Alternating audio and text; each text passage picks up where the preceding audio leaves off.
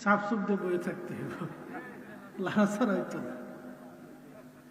আমি মশা দিয়ে আপনাদেরকে বুঝাই, মৃত্যু এখানে আসছিল, সে আমার কাছে চলে আসছে। কত জায়গা আছে, সে চলে যেতে পারত।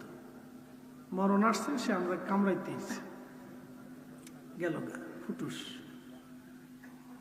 আল্লাহ বলেন, হুজুর উম্মাদকে বলেন তারা মৃত্যু থেকে পালায়, কিন্তু বলেন এই মরণ থেকে পালানোর কোনো সুযোগ নেই। মালাকুল মউত তার সাথে সাক্ষাৎ করবে, আমাদের সাথে মৃত্যু সাক্ষাৎ করবে, পালানোর কোনো রাস্তা নাই। সুম্মা তুরাদ্দুনা ইলা আলিমিল গায়বি ওয়াশ শাহাদাত,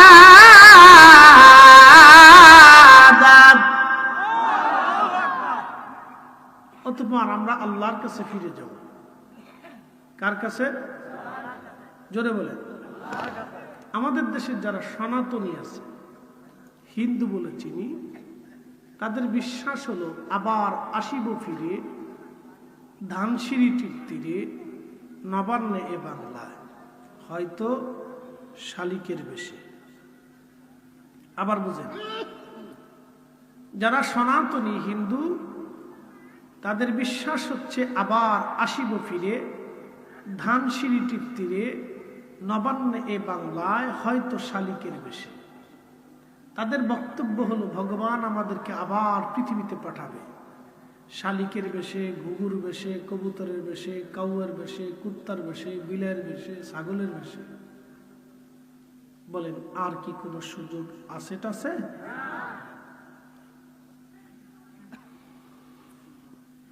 وَلَن يُؤَخِّرَ اللَّهُ نَفْسًا إِذَا جَاءَ أَجَلُهَا।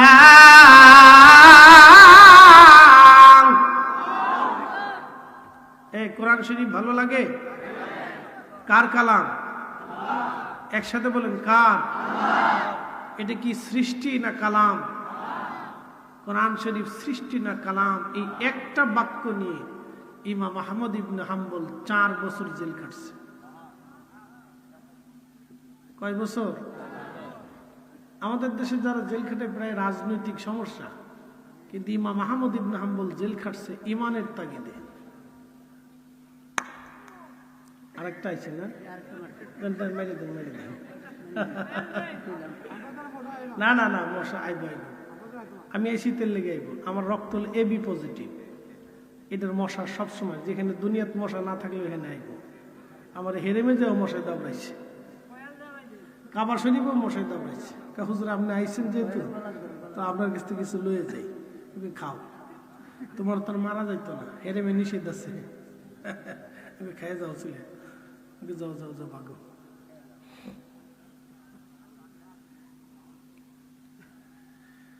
وَلَن يُؤَخِّرَ اللَّهُ نَفْسًا إِذَا جَاءَ أَجَلُهَا।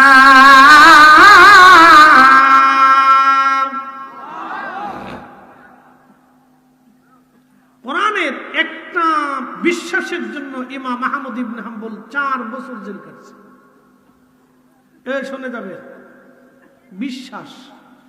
হিন্দুরা এক বিশ্বাস নিয়ে ধর্ম পালন করে, জৈনরা এক বিশ্বাস নিয়ে ধর্ম পালন করে, শিখেরা এক বিশ্বাস নিয়ে ধর্ম পালন করে, বৌদ্ধরা আরেক বিশ্বাস নিয়ে ধর্ম পালন করে, মাজুসিরা আরেক বিশ্বাস নিয়ে ধর্ম পালন করে, খ্রিস্টানরা আরেক বিশ্বাস নিয়ে ধর্ম পালন করে, ইহুদিরা আরেক বিশ্বাস নিয়ে ধর্ম পালন করে, মুসলিমরা এক বিশ্বাস নিয়ে ধর্ম পালন করে। কথা ঠিক আছে না? কারো বিশ্বাসের সাথে কারো বিশ্বাসের মিল নেই। হিন্দুদের সাথে কি আপনারা ঘর সংসার আত্মীয়তা করেন কিনা? হয় না। তারাও আমাদের সাথে করে না, কারণ বিশ্বাসে গন্ডগোল। আমি সুন্নি বিদায় আপনারা আমারে এখানে আইনে বসাইছে। যদি গায়রে সুন্নি হইতো তাহলে বাপ ডাকলেও আপনারা বসাইতেন না। আস্তে কোনকে জোরে বলেন, আরো জোরে বলেন। গায়রে সুন্নি যারা আছে তারা আমারও তাদের মজলিসে বসাবে না। কারো জানে বসালেই বিপদ। আর জানে। প্রিয় উপস্থিতি, মনোযোগ দিবেন। প্রত্যেক ধর্মের এক একটা বিশ্বাস আছে। আমাদের দেশে যারা মাজুস, এরা আগুনের পূজা করে। তারা বলে আগুন আমাদের খোদা, আগুন আমাদেরকে দেয়, আগুনই সব, আগুন আমাদের স্রষ্টা। এখন প্রশ্ন করি, জবাব দিবেন তো, আগুন কি কোনো উপাদান ছাড়া আগুনকে কি জ্বালানো যায়? সারাদিন যদি কাপড়ে কাপড়ে ঘষেন আগুন জ্বলবে, কাপড়ে প্লাস্টিকে ঘষলে কি আগুন জ্বলবে? কাপড়ের সাথে শরীরে ঘষলে কি আগুন জ্বলবে? আগুন জ্বালানোর জন্য একটু উপাদান লাগে, জ্বলে থাকার জন্য একটু উপাদান লাগে। যেমন লাকড়ি লাগে, জ্বালানি লাগে, জ্বালানি ছাড়া আগুন জ্বলে না। তার অর্থ হলো আগুন অন্যের মুখাপেক্ষী। যিনি স্রষ্টা হবেন তিনি কারো মুখাপেক্ষী হবেন না, সব সৃষ্টিগুলি তার মুখাপেক্ষী হবে। এই জন্য আল্লাহ জবাব দিলেন, আল্লাহুস সামাদ, আমি রব্বুল আলামিন কারো মুখাপেক্ষী না, সব সৃষ্টিগুলি আমি আল্লাহর মুখাপেক্ষী। একবার জোরে বলা যাবে কি আল্লাহু আকবার? কখনো তোমাকে যদি ভুলি, হেদায়েতের আলো জেলে নিয় কাছে তুলি, ঠাই দিও প্রিয়তম অগমহিয়ান, তুমি রহমান, তুমি মেহেরবান। অন্ধ গাগে না শুধু তোমারি গুণগান, বুঝেও বুঝে না তবু শান, তুমি রহমান, তুমি মেহেরবান। এক নাস্তিক ইরাকের বাগদাদে জবরদখল করে বলল, পৃথিবীতে এমন কোন জ্ঞানী নাই আমার 3টা প্রশ্নের জবাব দিতে পারি। লোকেরা বলল, কি প্রশ্ন বলো? বলে 1 নাম্বার প্রশ্ন, আল্লাহর আগে কি? বলে কোরআন হাদিস দিয়ে বুঝাইলে হবে না, যুক্তি দিয়ে আমাকে বুঝাইতে হবে আল্লাহর আগে কি। 2 নাম্বার প্রশ্ন, আল্লাহ কোন দিক তাকায় রয়েছে? 3 নাম্বার প্রশ্ন, আল্লাহ এখন কি করতেছে? এই প্রশ্নের জবাব তোমাদের ধর্মের গ্রন্থ দিয়ে দিলে হবে না, যুক্তি দিয়ে আমাকে বুঝাই দিতে হবে। ইরাকের বাগদাদের হাজার হাজার আলেম কেউ সাহস করল না। অনেক বড় তর্কবাদী, অনেক বড় বড় জ্ঞানী পণ্ডিত দার্শনিক, কেউ সাহস করল না। নাস্তিকের এই 3টা প্রশ্নের জবাব তারা কেমনে দিবে কেউ খুঁজে পায় না। ইমাম আজম আবু হানিফা বললেন, নাস্তিকরা আমার কাছে নিয়ে আসো, তার জবাবটা আমি সুন্দর মতোই দিয়ে দিব। আমাদের মাযহাবের ইমাম আবু হানিফা রাহমাতুল্লাহি আলাইহি শুনলে খুশি হবেন। তারও ওই জমানার মুসলমান আলেমরা তাকেও বেদাতি বলতো। কি কইতো? কথা কন না, আমরা কি কয়? জোরে কন, আমরা কি কয়? আস্তে কনকে, ডরার নি আপনারা। আমরা কি কয়? যদি নামাজের পরে দোয়া করে বেদাতি হই তাহলে আমরা হব। কি কথা কন না কেন? জমিন কার? আসমান কার? তাম সৃষ্টি কার নিয়মে চলে? নবীর উপরে দুরুদ কি আমরা পড়ি না আল্লাহ পড়ে? শুধু কি আল্লাহ পড়ে না ফেরেশতারা পড়ে? শুধু কি ফেরেশতারাই পড়বে না আল্লাহ হুকুম করলো সল্লু সল্লু, তোমরা পড়ো। তো আল্লাহ আমরারে পড়তে কইছে, এই জন্য আমরা মাহফিলে পড়বো, বাড়ি পড়বো, ঘরে পড়বো, মসজিদে পড়বো, আমরা রাস্তায় পড়বো, দোয়ার ইন্তজামে পড়বো, জিকিরের মাহফিলে পড়বো। আমরা ভইরে যদি বেদাতি হই তাহলে বেদাতেই হব, আর হেতরে বাদ দিয়ে যদি সুন্নতি হয় তাহলে এরা সুন্নতি হই গিয়া। আল্লাহ আমরারে পড়তে কইছে, আমরা পড়তেই থাকবো, বাড়ি ইন্তজাম দিয়ে পড়বো, মানুষকে ডাকায় একসাথে জমাতের সাথে পড়বো। বেদাতের ভেতর গোষ্ঠী কি নাই? কথা বুঝাইতে পারছি না আপনাদের? এটা বেদাতের ভেতর লইছে। ওগুলোর দিকে তাকানোর সময় আছে আমাদের? ও কানেই দিবেন না, ও কানের ভেতরে ঢুকাবেন না। ধুর,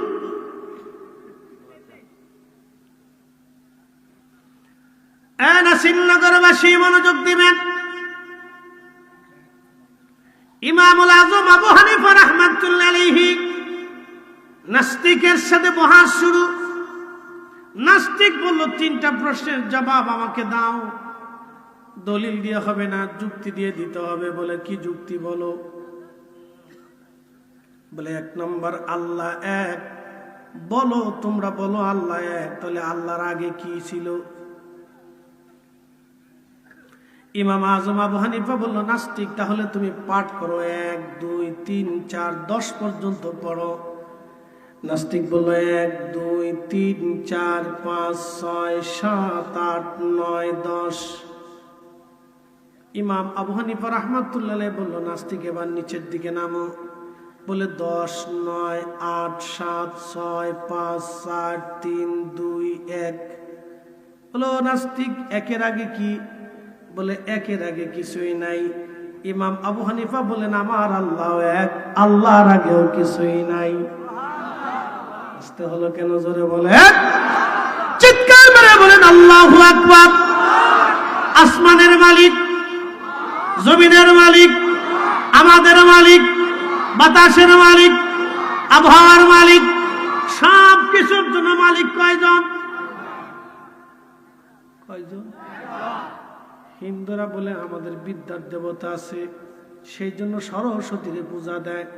তারা বলে আমাদের সাপ থেকে বাঁচার জন্য মনসার পূজা দেই। এরপরে তারা বলে আমরা কার্তিকরে পূজা করি। এরপরে গণেশরে পূজা দেয়। এরপরে কালীরে পূজা দেয়। এরপরে মা দুর্গারে পূজা দেয়। এরপরে যৌন শক্তি থেকে শুরু করার জন্য তারা লিঙ্গ পূজা দেয়। এরপরে ভাইজান নিজের শক্তি বাড়ানোর জন্য শিবের পূজা দেয়। এরপরে আপনার ঘরে কল্যাণের জন্য তারা লক্ষ্মীর পূজা দেয়।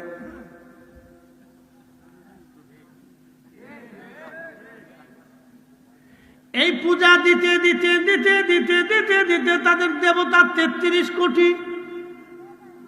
কত কোটি? 33 কোটি দেবতা তাদের। এখন বুঝেন, পৃথিবীতে হিন্দু আছে কত কোটি?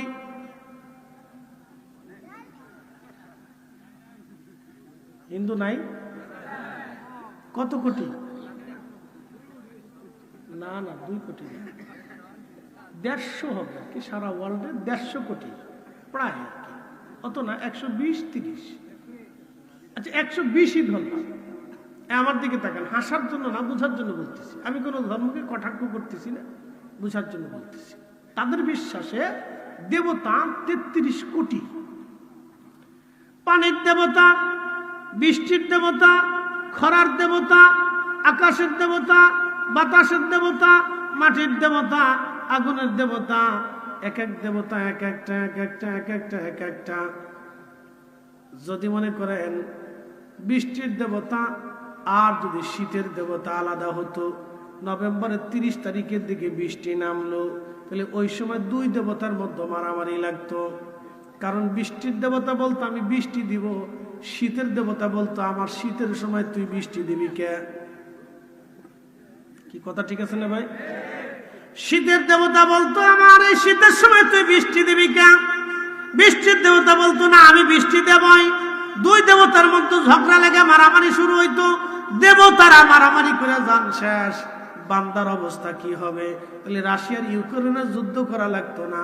33 কোটি দেবতা 33 দিকে ছোটাছুটি করে, ফিটিমিটি করে, লাথালাথি করে, কিলিকিলি করে জগৎ ধ্বংস হয়ে যাইতো।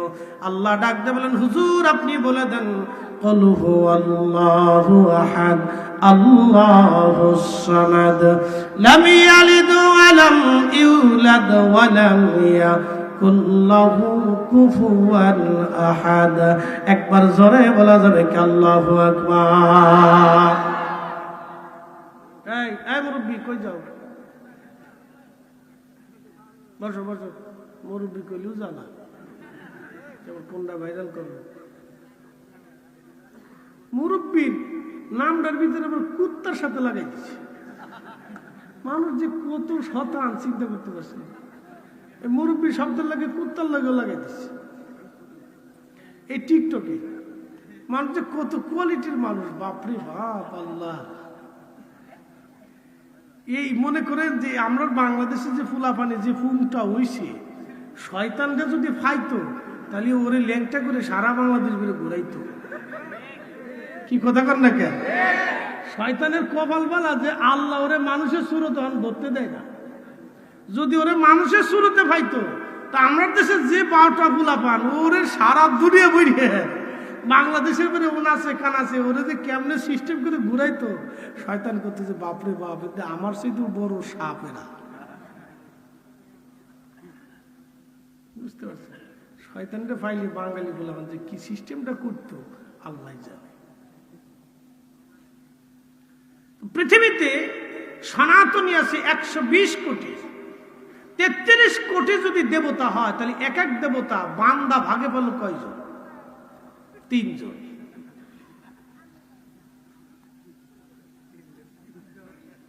কথা কর না কেন? কয়জন?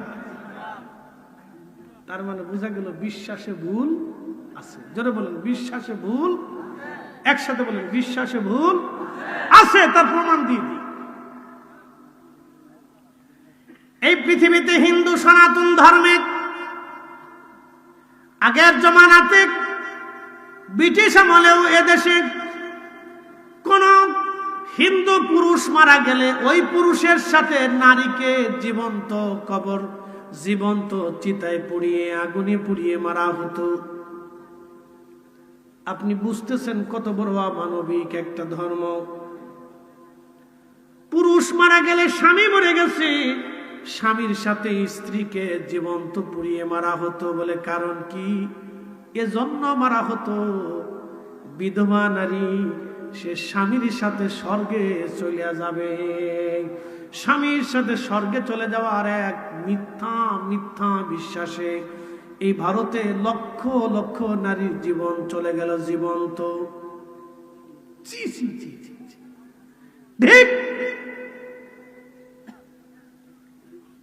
লক্ষ লক্ষ নারীর জীবন চলে গেল জীবন্ত স্বামীর সাথে। একটা ভুল বিশ্বাসের জন্য কত নারীর জীবন চলে গেল। জিন্দা জিন্দা আগুনে তাকে পুড়িয়ে মারা হলো।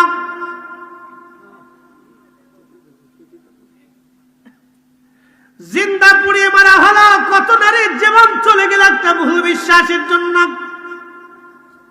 মিশরীয়দের একটা বিশ্বাস ছিল, প্রত্যেক বছরে তারা একজন কুমারী নারী ধরে নিয়ে, সুন্দরী সুরুষী কুমারী একটা মেয়েকে তারা ধরে নিত। ধরে নিয়ে নীল নদের পানি নিয়ে তারা জবাই করত। জবাই করার কারণে ওই গলার রক্তগুলি গড়িয়ে গড়িয়ে গড়িয়ে গড়িয়ে নীল নদের পানির মধ্যে চলে যাওয়ার পরে নীল নদে জোয়ার আসত। আপনি কই যান? যান যান যান, শীতের দিনে এই জন্য আসলে তো বিপদ। যান যান, আইবেন নি? আবার আইবেন নি? হা হা, হজু টজু করে সাইডে আসেন। নাম কি? হ্যাঁ ঠিক আছে, হ্যাঁ ঠিক আছে, বীর ভালো মারহাবা কর।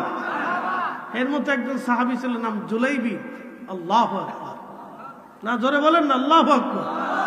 রাসূলের একজন সাহাবী ছিল জুলাইবি রাদিয়াল্লাহু আনহু, এর মতো বেঠে বামন ছিল। এজন্য ছোট দেখে ইনকার করা যাবে না। কলিজার ভিতরে রাসূলের ইশক হলে ছোট কি, আতলা কি আর ভাতলা কি, গরিব কি আর রিকশাওয়ালা কি, দিন মজুর কি, কলিজায় যার রাসূলের প্রেম আছে সে দিন মজুর হলেও কিয়ামতের ময়দানে সে সম্মানিত। কথা কর না কেন?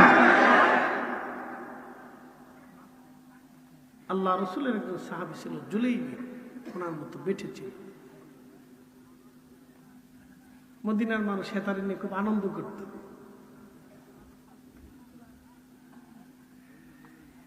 নাসিমনগরবাসী মনোযোগ দিবেন।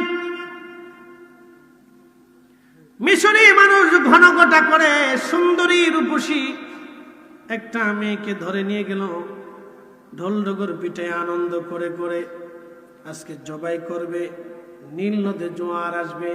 ইমাম আবুল ফারাদ ইবনুল জৌজি 900 বছর আগে তেনার কিতাবের মধ্যে তিনি লেখেন, মিশর দখল করলো মুসলমান। আমর ইবনুল আস খবরটা শোনার পরে তলোয়ার হাতে নিয়ে সৈন্য সামন্ত নিয়ে তিনি নীল নদের পাড়ে চলে গেলেন। মনে রাখবেন, পৃথিবীতে 2টা নদী আল্লাহর জান্নাত থেকে এসেছে। একটা নদীর নাম নীল নদ, আর একটা নদীর নাম ফোরাত নদ। এই 2টা নদী সরাসরি আল্লাহর জান্নাত থেকে এসেছে। একবার জোরে বলা যাবে কি আল্লাহু আকবার। সুন্দর ফুল, সুন্দর ফল, মিঠা নদীর পানি, খুদা তোমার মেহেরবানি। তুমি কতই দিলে রতন, ভাই বারাদার পুতরা সাজন, খুদা পেলে বলল যোগাও, মানি চাই না মানি, খুদা তোমার মেহেরবানি। আমার ইবনুল আস তলোয়ার হাতে নিয়ে বলে, মিশরবাসী সাবধান, যদি তোমরা আমার হাতে নিয়ে বলতেছি, তোমাদের প্রত্যেকের দেহ থেকে মাথা আলাদা করে ফেলবা। মিশরবাসী ডাক দিয়ে বলল, আমর ইবনুল আস, তোমরা মুসলমানই জমিন দখল করেছ, তোমরা তোমাদের আইন প্রতিষ্ঠিত করতে চাও, তাহলে নীল নদের জোয়ার এনে দাও। যদি নীল নদের জোয়ার তোমরা এনে দিতে পারো, তাহলে আমরা মিশরীয়রা আর কোনোদিন কুমারী নারী হত্যা করব না। আর যদি জোয়ার এনে দিতে না পারো, তাহলে আমরা যতদিন বেঁচে থাকবো প্রত্যেক বছরে এক একটা করে মেয়ে জবাই দিব। কি বুঝলেন? এই মিথ্যা এক ধর্ম বিশ্বাসে হাজার হাজার বছর ধরে কত নারীর জীবন চলে গেল, আহা, কত বাচ্চার জীবন চলে গেল। ছি ছি ছি ছি। ইসলাম কত সুন্দর এক জীবন ব্যবস্থা। আপনি যদি কল্পনা করেন, আপনি যদি হিসাব করেন, তো দেখবেন এর সৌন্দর্য কত চমৎকার। কিন্তু টঙ্গি ইস্তেমার মতো ফিডি ফিডি মারামারি না। আসতে করলেন কে? ডরাননি আপনারা? জুয়ান বুড়া যে যারে পারছে হেরি ফিডেছে, এটা নিয়ে সারা বছর ধরে শিখছে।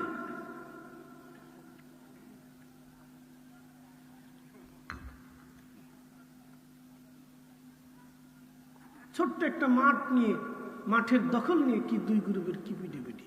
এখানে যদি রাষ্ট্র ক্ষমতা দেওয়া হয়, তাহলে কি করবেন আল্লাহ জানে।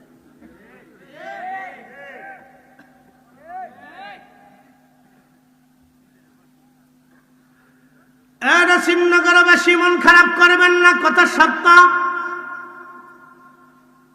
ইসলাম আপনাকে এগুলি শিখাই নাই, ধর্ম আমাদেরকে এগুলি দেয় নাই।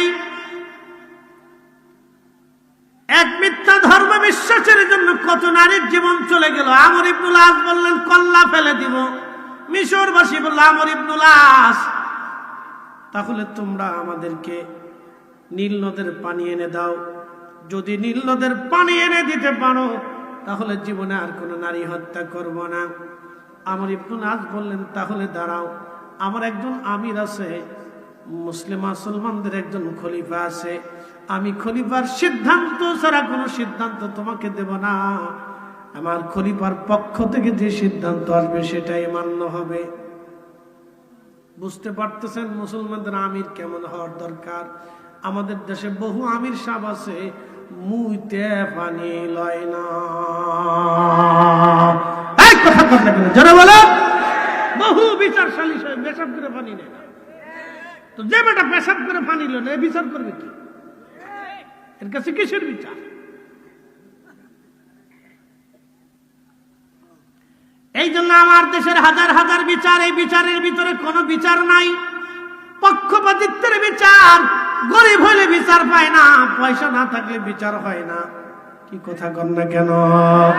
আদালতে বিচারে নাই, পুলিশে গেলে বিচারে নাই, এলাকায় বিচারে নাই, গরিব হইলে বিচার পায় না। কারণ কি? মালটুস।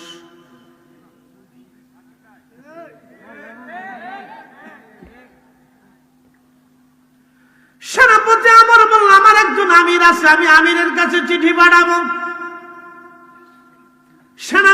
আমার চিঠি পাঠিয়ে বললেন, ইয়া আমিরুল মুমিনিন, মিশরীয়দের প্রাচীন এক ধর্ম বিশ্বাসে তারা একটা কুমারী নারীকে হত্যা করার জন্য এনেছিল, জবাই করবে, রক্ত গড়িয়ে পানিতে যাবে, নীল নদের জোয়ার আসবে। আমিরুল মুমিনিন তারা একটা মেয়ের দম হত্যা করার জন্য নিয়ে আসছিল, আমি হত্যা করতে দেই নাই আমিরুল মুমিনিন। এখন তারা বলতেছে আমরা মুসলমান যদি জোয়ার এনে দিতে পারি তাহলে কোনোদিন তারা নারী হত্যা করবে না। আমি কি করব? আপনার চিঠির অপেক্ষায় আমি আমর ইবনুল আস অপেক্ষায় আছি। তেলের গাড়ি তেল চলে,